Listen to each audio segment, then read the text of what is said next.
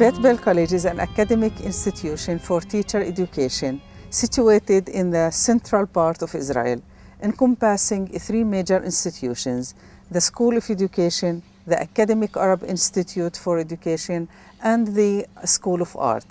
In this college, Jews and Arabs choose to study and work collaboratively on various projects and initiatives because education is a means for promoting social change and advancing humanistic values and social justice. The head of the Multiculturalism Division in the Students' Association, in which students from different cultures meet, discuss hard issues such as identity, nationality, and get to know each other better.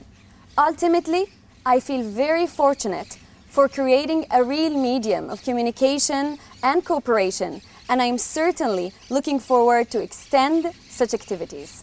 שנתיים אני מלמדת במכללת בית ברל, יש לנו קורסים משותפים יהודים וערבים, וזה מדהים לראות כמה שיתוף פעולה, כמה הבנה. בעצם אנחנו לומדים אחד על השני, גם שאנחנו מיוחדים, כל אחד על התרבות של השני, כמה היא מיוחדת ועשירה, וגם כמה בעצם אנחנו אותו דבר. הקשבה וסובלנות והבנה, תוך כדי שיתוף של חמלה אחד כלפי השני, תאפשר לחיות כאן חיים משותפים של אחווה ושלום. أنا أيضاً اشتركت في مساق مشترك بين عرب ويهود. في بداية المساق كنا فرقتين مختلفتين، عربية ويهودية. لكن مع العمل المشترك اكتشفنا أننا فرقة واحدة موحدة وتخطينا الصعوبات والعقبات وأصبحنا بدل فرقتين فرقة واحدة.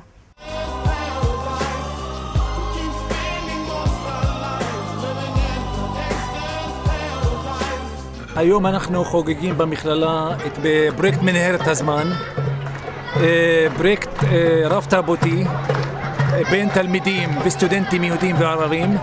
אנחנו בפרויקט עוסקים בחיי היום-יום בארץ, במחקר אקדמי ומחקר קהילתי במקביל, היסטוריה של האנשים הרגילים, היסטוריה מלמטה של הארץ ב-150 השנה האחרונות. אנחנו רואים חשיבות עצומה בזה שבתחום הזה יהודים וערבים יכולים וחייבים אפילו לשבת יחד ולחקור את הנושא. הפרויקט מבוסס על קבוצות מחקר של תלמידים של בית ספר הנג'אח בטייבה, חטיבת ביניים, והתלמידים של קריית חינוך דרור בלב השרון. פרויקט מאוד משמעותי לקירוב, למשהו שאפשר יהודים וערבים יכולים לעבוד בצורה שוויונית, בצורה משמעותית, ולהגיע לתוצאות חשובות ומעניינות, ובעצם על ידי זה ליצור איזה סוג של הכרה הדדית, סקרנות ונכונות לקבל גם את הצד השני ואת השורשים ההיסטוריים שלו.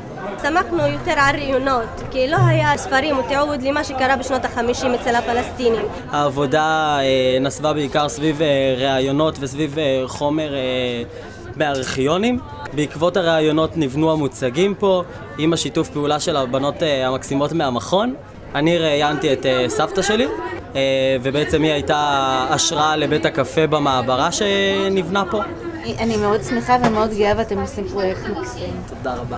בבתי הספר בשנות ה-50, ומצאנו שהנקודת פתיחה כבר הייתה בעייתית. איך הם התמודדו עם הנקודת פתיחה הזאת ומה הם עשו בבתי הספר? אז בשלב הזה שלנו.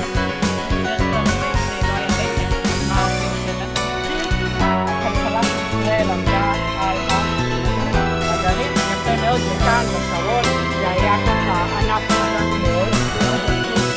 ברוך אתה, אדוני אלוהינו מלך העולם, בורא פרי הגפן. אם לא אעלה את ירושלים, על ראש שמחתי.